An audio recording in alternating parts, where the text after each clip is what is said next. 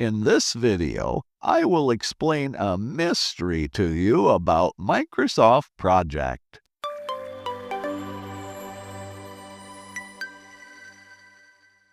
In Microsoft Project, have you ever added a column to the Gantt chart view, only to discover that same column is now in the Tracking Gantt view and in the Task Sheet view? So what in the world is going on? In this video, I'll explain it to you, so let's get started. In this sample project, I'd like to insert the work column to the right of the duration column. So there it is, there's the work column.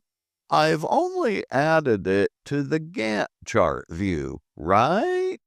Well, let's see. If I display the Tracking Gantt view, now wait a minute. Here's the work column again. I didn't add it to this view, or did I?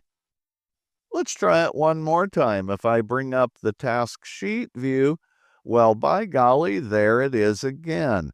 What in the world is going on? Let me show you. If I click the Gantt chart pick list button and choose More Views, and then select the Gantt chart view and click the Edit button, I can see that the table used by default in the Gantt chart view is known as the entry table. The table is the set of columns that are displayed in this view. So the entry table now includes the work column.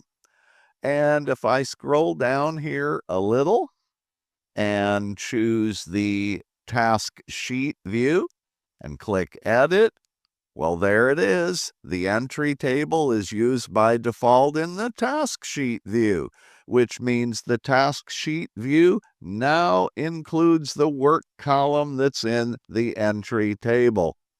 And if I select the Tracking Gantt view and click Edit, well, there it is again. There's the entry table, which includes the work column, so that's why it shows up in the Tracking Gantt view as well. So when you insert columns into any view, keep in mind that you're actually inserting those columns into the table included in that view. And if that table is used in other views, your extra columns will show up in those other views as well. Hey, thanks for watching my video.